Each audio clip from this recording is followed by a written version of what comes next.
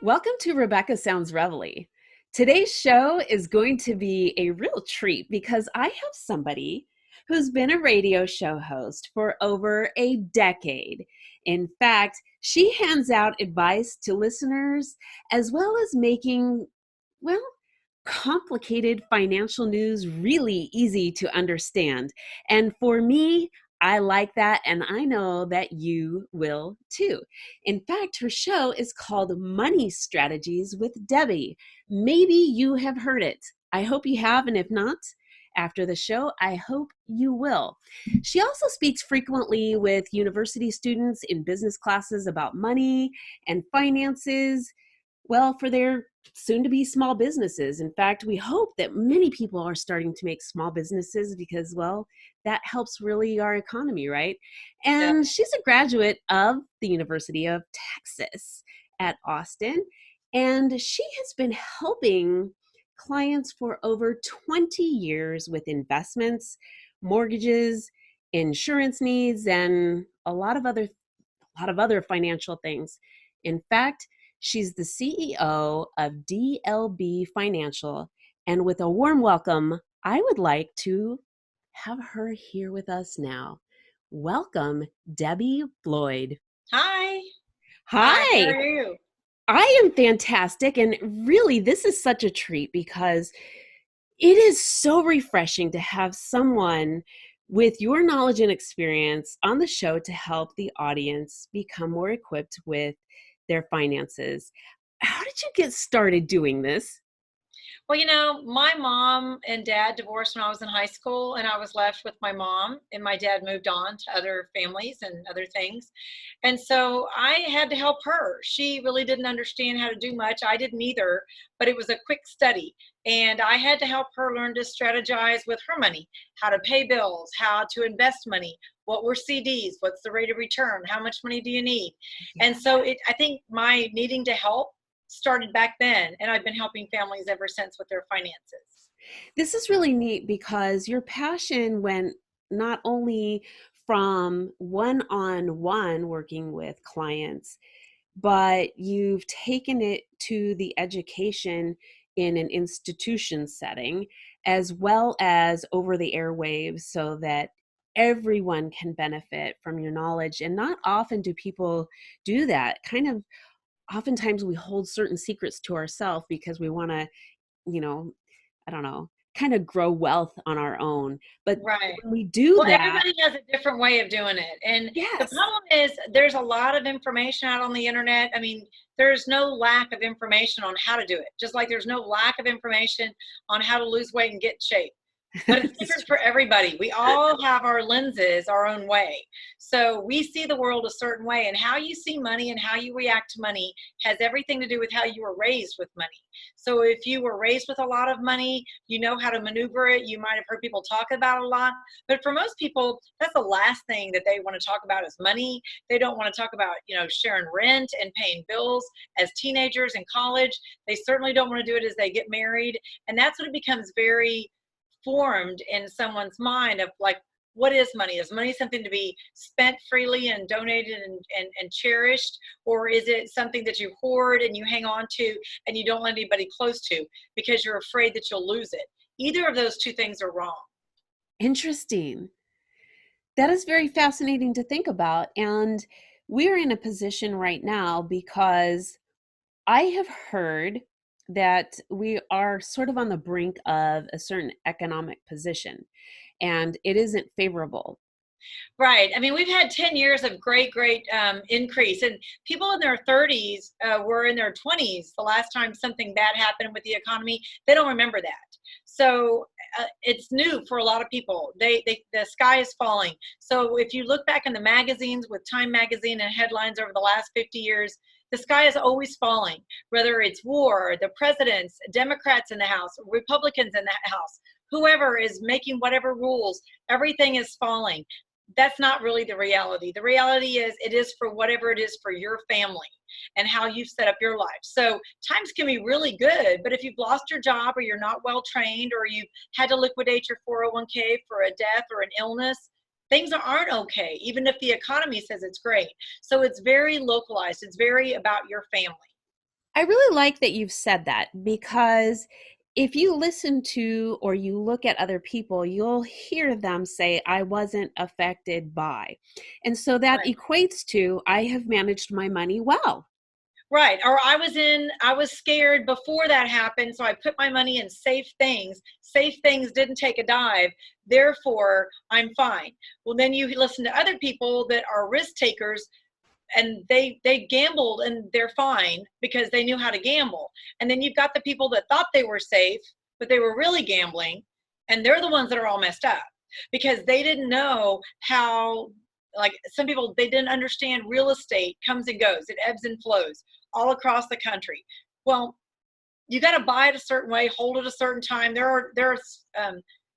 are things that happen in the economy that tells you when to get out, when to sell, when to leverage more money.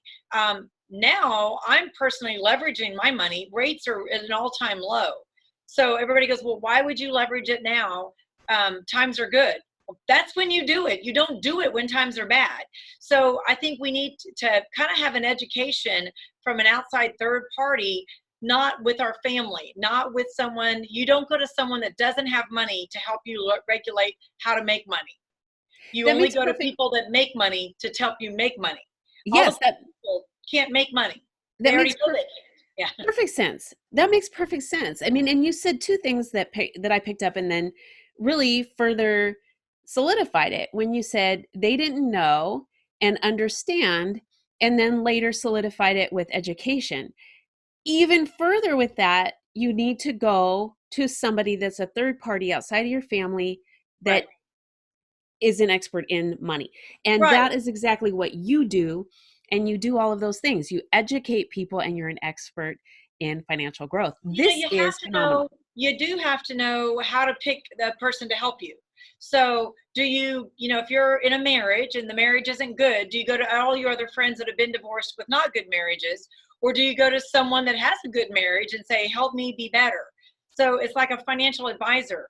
If you don't look your financial people up and do some investigating on who they are, what companies they're with, how do they get paid?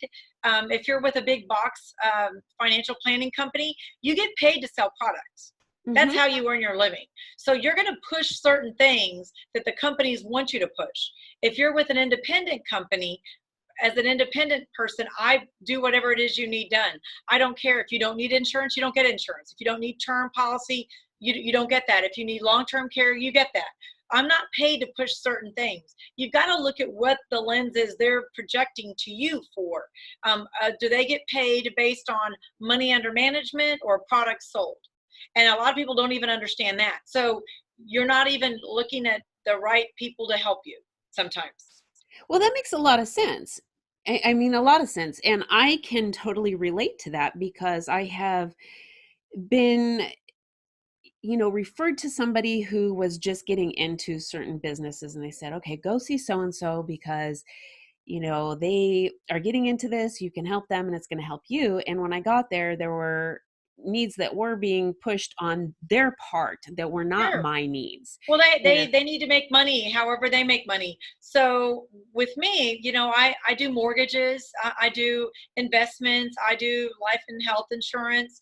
It depends on what people need.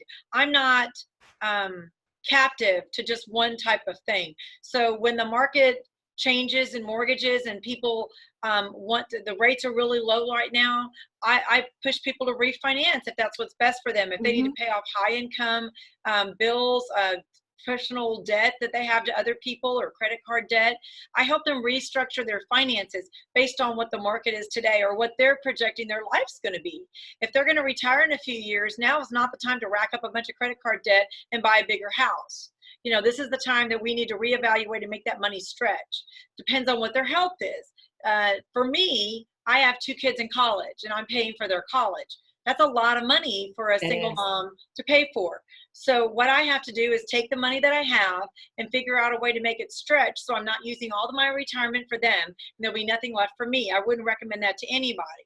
So I've Mhm. taken some money out of the market and I've started buying and selling real estate so that I can flip some properties. So I kind of have that going over on this side where I've got my investments over here because the market will take a dip in the next couple of years. And it could be a long dip depending on who gets into office. Okay. So if we're not going to make our money in the market, do you just want to lose money? No, you want to take it out of that and put it into something that's going to make money. So So the strategy needs to change all the time. when you were talking about leveraging your money, were you talking about that in the terms of the real estate by using somebody else's money to capitalize on that and further yours? Sure. I mean, interest rates are at an all-time low. So I'm going to buy, I'm renovating 2 houses now and we'll be selling them and then using that money to buy more things to renovate and sell. So I have that churning over there because money's cheap right now. Why not use it? Don't say, oh, I don't need another mortgage. Why don't we figure out how to make that cheap money work for you? That makes a lot of sense. Now, in terms of mortgages, so from what I have heard, you mentioned two. So that means you can have multiple in terms of doing that. I want to talk to that's a regular mortgage. What Right. about reverse mortgages? What does that mean? And does it really have the negative connotation that most of us sort of imagine that it does? It got a bad rap when it first started. I've been doing reverse mortgages for 12 years. And before reverses actually hit the market, they were a private company mortgage. And then Fannie Mae took them over and Freddie Mac. So now they're FHA mortgages. So they're regulated. It's a whole Okay. different animal. But reverses are made for people 62 and above to take some of the equity out of their primary house and use it for other things while staying in their house until they die or until they want to sell it. What it does, it just takes the money that's sitting there. If you or I owned a house out right now and we were sitting on, say, a $400,000 house, that money is not making us any money. It's just sitting there. And our house, we have to pay taxes on it and insurance, and we hope it's appreciating in neighborhoods, the value's going up.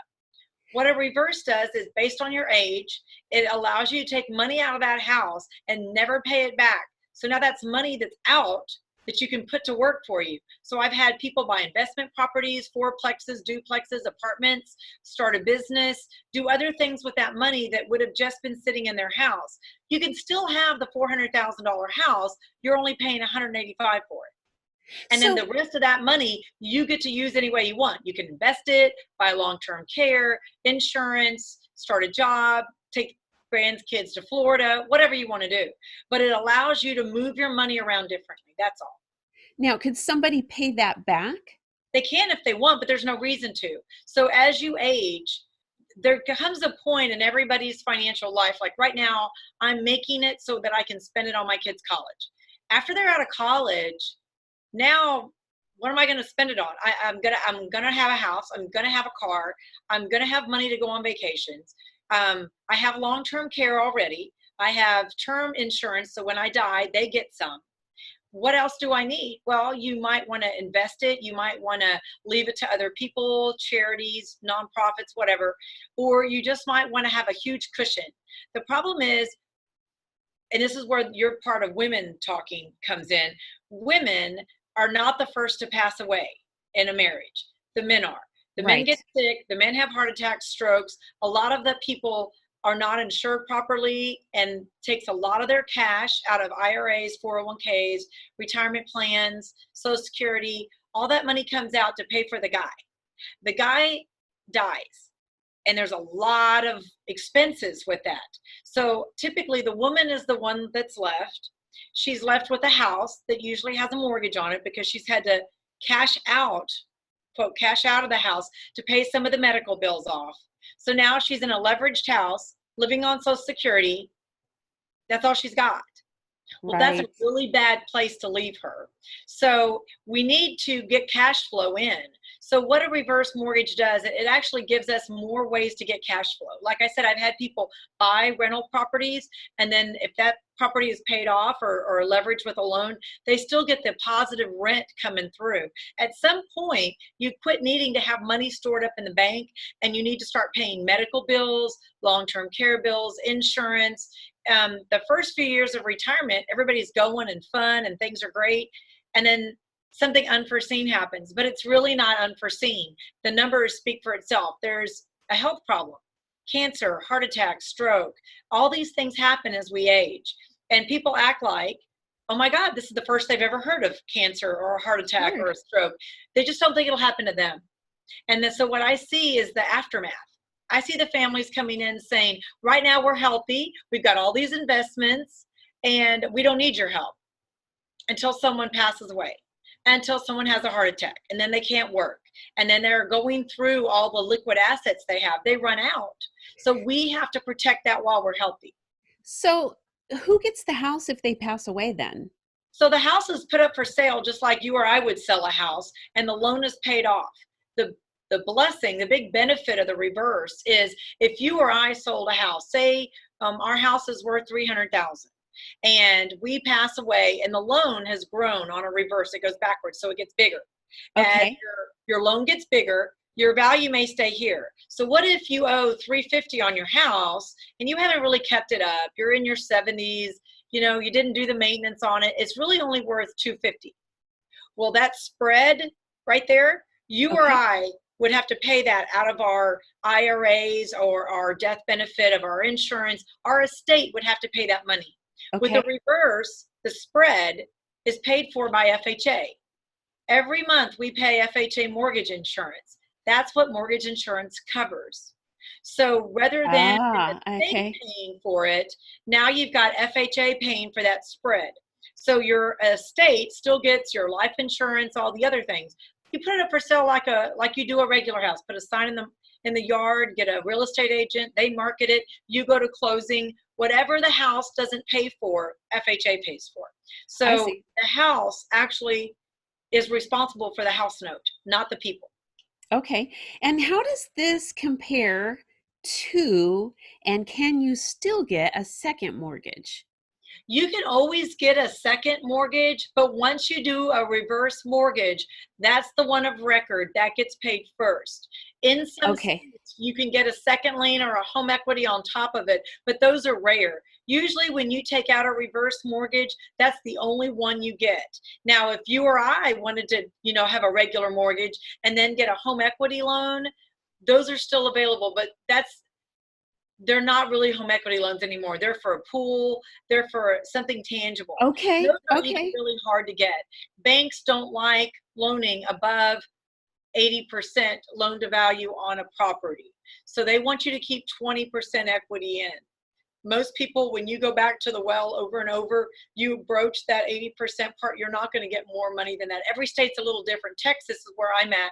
We make sure you try not to lose your home by keeping 20% equity in the house itself. So they never let you go over that. Now, Arizona, I've heard they can take mortgages out to 105%. So they go above what it's worth because it's always increasing super fast. Interesting. That is really very fascinating. So it pays to really stay on top of understanding what's going on within your own state, as well as everything about finances. Now, do your services provide, besides what you do when you go and you assist at the institutions, do you have educational classes at through DLB Financial, or do you provide specific services, or both? I do both. So I am starting to do what you had suggested by having little classes. I do a podcast. I have a blog. I'm start putting all those together so that people can say, I want to know about an FHA loan. They can go to my YouTube channel and watch me talk about FHA loans. But the thing is, those change rapidly. The government can come out and change the guidelines at any time, and they do every year. So I really have to stay up on those. Each of your topics that you talk about can be monetized. So I do mortgages. I have a practice. I just took them down these little little orange notes are my clients. And so I've got 7 or 8 closings going on right now of loans that I'm working on to close. So I'm still a mortgage loan officer. I still do long-term care. But when I talk to people, sometimes they just come in and they go, I've got all this stuff. Like my friend sold life insurance, so I have this policy from 8 years ago. I don't really know. I have this as a mortgage. Don't really know. I think I have some stuff through work. Don't really know. So what we try to do is just lay it all out and figure out what do you really have and what do you need. Oh, I wow. don't have term life insurance anymore. Do you think that's a good idea or a bad idea? You would say, well, of course everybody has to have life insurance. No, you don't. It's just me. And so my kids are the beneficiary of my long-term care policy. I have a hybrid policy which pays long-term care. And if I drop dead with a heart attack, just like that, Right. long-term care doesn't kick in because there's no long-term care. It Right. turns into a life insurance policy. They get paid. And so there are policies out there that can do both. You don't need to be insurance poor as you age. You also don't need to keep a 30-year term policy once your biggest assets are covered. So you could use that monthly money to do something else. Life insurance is not always the answer. Depends on, how old you are, what your health is like, and can you get anything else, or do you even need it? If I pass away today, it's just me and my kids. So my kids instantly have everything. There's no reason for more life insurance. They get the houses that I'm building.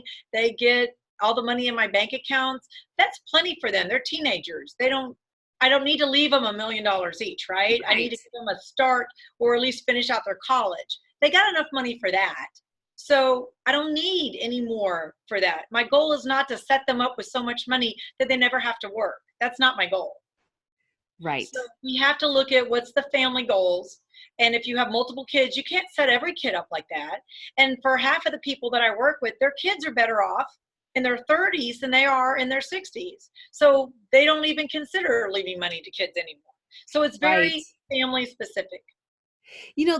That's really important to think about though too, because oftentimes there are those that feel like there's just this blanket of things that have to be done, and really it is very individualistic Sure. on what our needs are, and not Sure. everything is just a cookie cutter situation. No, And most families have a house. They have 401ks of some kind or a pension. Pensions are going by the wayside. Not everybody's going to have pensions anymore. So you have to save up your own little nest egg. So most people come to me and they have a Roth IRA or an IRA. They don't even know what it's invested in. They know somebody sold it to them at some point and they throw money in it every month. They can't tell me if it's growing. They don't know what it's invested in. And so we got to break it down. so if somebody comes to you and says, 20 years ago I signed up for some insurance policy and I don't have the paperwork anymore, how do I find, is there a central way to locate this No, but information? we find out like who they've been paying, and there's only, we can go back and see like who was your agent, who did they write for. Most of them know an agent's name, or they have a policy that could be yellow that's been in a file cabinet somewhere. We pull that out and see if there's any value on it. I had one guy come in, he was turning 80, so he was about 2 weeks away from 80. His term policy that he bought forever ago, he was going to be done when he was 80. So he comes to me 2 weeks before his policy expires and goes, how do I make this into some money? I'm like, the only way to do that is die in the next 2 weeks. If you don't plan on dying in the next 2 weeks, you have outlived that policy. And he goes, well, then I paid $100,000 over the last 30 years for nothing. And I said, no, sir, you were covered and your family would have been the beneficiary if you passed away, but you've outlived your insurance. Now, he didn't have to let it go that long. He could have morphed it into something else in his 60s, but at 79 and a half, you're too old to get any type of insurance. So he should have been more acutely aware of what he was doing in his 60s. When you're in your 60s, you can still get all this stuff. When you hit 70, a lot of things stop being available to you. Well, that makes sense. Yeah, Because people don't want to take the risk. I mean, right. insurance companies don't want to take the And, risk. and, They and then you know. can't afford the premiums. Yeah, Yeah. there's too expensive. So I have another question before I let you go, and that is this. Bonds. Are bonds something that are going to make us any money? Depends. Okay, so I mean, with the way the economy works, some people go, okay, I go and I get a bond, and then I have to wait so long, and then I go back to the bank and I put the bond in, and I get two bonds. yeah, I know, no. So my dad bought bonds for my kids when they were born. That was 20 years ago. They were still only worth, and he got like 6 bonds or something for each kid. They were still only worth like $250. So I was like, Yes. what? No. But people think about buying bonds. So you can kind of see my hands on the screen. As interest rates go up, bonds go down. Okay. Right now, interest rates are down. So bonds are kind of up. But Okay. as soon as rates come up, the little seesaw is going to go the other way. Bonds are safe until they start going down because of inflation. It's like a CD. What if your money's in the bank at a CD right now? You're making maybe 1%, one and a Wow. half on the internet. Okay, when my mom lived off of CDs, she had money invested in CDs. They were paying 8%. She could live on that. 8. 8% Wow. back in the early 80s. So she had $100,000 as a CD, making 8%. So every month she made $800. She made $800 and she had 4 of those. So that was her income. She didn't have Social Security and all that other stuff. So that was her income. But as the rates went down on CDs, so did her income. And then she had to start eating into the principal. So we have to look at how old are you? How old were your parents when they passed away? We're all living longer than ever. Everybody goes, how much money do I need in retirement? More than you think you do. And you Yes. can never have enough. I mean, if you have $5 million, what I find is typically people live up to what they earn. So if you get a Okay. raise, you're making 40, then you make 60, you buy a nicer house. You buy a better car. You make $100,000, you buy a better house and a better car. You're not saving all that money. You're just buying prettier, nicer things, It's which there's true. nothing wrong with. But there has to be a point where you say, okay, enough's enough. And I'm going to hold what I have and keep investing. If not, you're going to run out of money before you retire. That is totally true, and I can see it as you're saying it. I'm This is very fascinating, and I know that the audience is going to definitely want to connect with you and learn a little bit more and find out what is really tailor specific to them. And I know that you're going to be able to provide that information. How can they get in touch with you, connect with you, and learn a whole lot more? Yeah, so every cell phone every day is right beside me, 979-220-3018. They can go to my website and they can connect there, moneystrategieswithdebbie.com. And I've got email, so they can call you too, and you know how to get a hold of me. I love it. I absolutely love it. Any little kind of few things that you want to couple few words that you want to share before I let you go? Yes, do not put off having this talk with your parents before it's too late. Most people that are my age in their 50s and 60s don't like to have those discussions until their parents pass away, and that's too late. The mess has already been made. We need to clean it up before it gets there and help them. You don't want them calling you when they're 80 and saying, I'm out of money, my house is in bankruptcy or foreclosure, help me. That's too late. Yes. So you got to have those conversations and detach your feelings of emotion with money. It's just a form of currency, but you have to put it to work for you, and everybody will be different. So just because crazy Uncle Larry buys, you know, cryptocurrency does not mean that that fits into everybody's little bowl. So don't think because someone does it, you have to do it. You have to do what's best for you. And if you're super conservative, stay with that. Just be consistent. Consistency is what always wins. But you need to have those talks sometimes with yourself and say, Yes. what do I really need? And how do I plan? And if I can automate my savings and automate bill pay, it'll make things much easier, and quit wanting more. We don't need more. Oh, We I have too agree much with more. you. Yeah. I agree with you. That is really some fantastic advice, and I want to thank you so much for being with us today. Thank you. This was way fun. I agree with you. I'm excited. It makes this it feels so uplifting. You're like, I want to go and I want to learn a little bit more and get Well, we can dig all in. do it. It's not that hard. Everybody thinks it's monumental. Take one little part at a time. It doesn't have to be overwhelming. I love it. Thank you, Debbie. Thank you. And I want to thank you all for tuning in to another episode of Rebecca Sounds Reveille. This has been so much fun because you can just feel the excitement and the enthusiasm about finances and all the different kind of plays that you can do with this to make it really work for you. And really, if you get your finances where you want them, you really can do a lot of things that will make you happier in other areas of your life. So head on over, DLB, got to do it. Debbie Bloyd. You got to. You just got to. Thanks for tuning in. Share this with your friends, your family, everybody you know on social media and those you don't.